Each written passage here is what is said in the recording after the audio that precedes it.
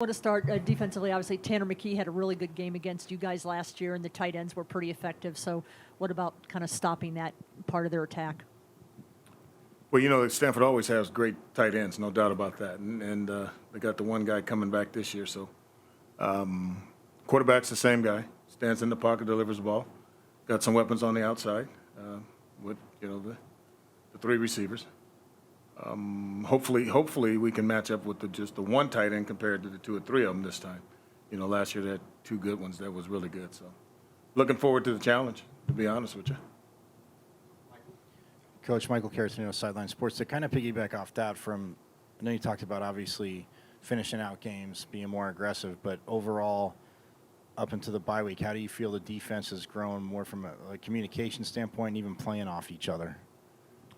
There's times when we play really well, and there's times when we don't play as good as you'd like. As far as the communication part, I think we're getting better at that. I do believe that. Our biggest issue is the big, the explosive plays, keeping the ball in front and not, make sure you're in your gaps and make sure you stay on top of your man. Those are the things that's really hurting us so far. But as far as the communication, down by down, I'm okay with that. We just got to make the plays that we got to make. Hey, Donnie. I asked Sean about self-scouting during the bye week. Mm-hmm. He mentioned kind of his, reasserting his goal of being as aggressive as possible on both sides of the ball. So I just wanted to ask, your perspective on taking a look at kind of where you think you stand. It's always one, isn't it? It's always one that's trying to figure out the game plan. Well, I'm not asking you exactly where you're blitzing from or anything. No, I wouldn't tell you that anyway. So after looking at us, like you said, self-scouting, we do see that there's part of the game that we have to increase. It's no doubt about that. And some of that is pressure. Let's be honest. We have to bring a little bit more pressure than we have. But at the same time, we're not going to go overboard trying to be somebody that we're not. It's just not me at this particular time. So after we looked at where we've been, we have made some adjustments for sure. Yeah, just to follow up on that, what have you thought about your man coverage? Because it seems like against Washington, they weren't very successful against your man coverage. We were not. They were not. Washington was Washington successful against you. We that was part of the strategy as far as going to a little bit more man. You get a little nervous at times because they always find that one guy that's not on top of his guy, and I always say it's only one ball, so you got four other guys. As long as you're taking your guy, you got a chance, but you always have to worry about that one breakdown that could hit you. I think the biggest thing is down and distance, so that you got to make sure you're in tune with your guys on down and distances, and making sure that you're not showing so much when you're self-scouters.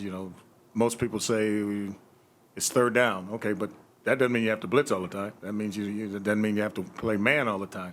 But when you look at your self-scouting, you got to figure out what that ratio is. So I'm inclined to make sure that going forward that we have enough ammo in there to make sure that we can change it up a little bit. And what's it like working with Sean, the conversations that you guys have in sort of consideration of what you think is the best way to Well, play? I tell you what, Sean's aggressive, and he wants you to understand that. And he says that all the time. He says, go be aggressive. And, as a play caller, you like that from the head coach.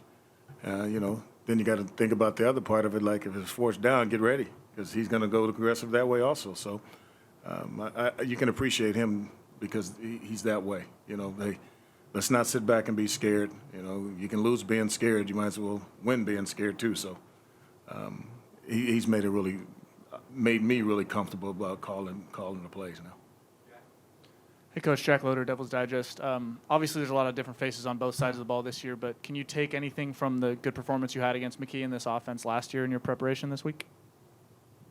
Boy, it was so long ago. They're not the same team that they were last year, so to speak. They've done some things to change up their offense a little bit. Like I said, last year they had all the big tight ends, and you see a little bit more of 3 wide receivers now.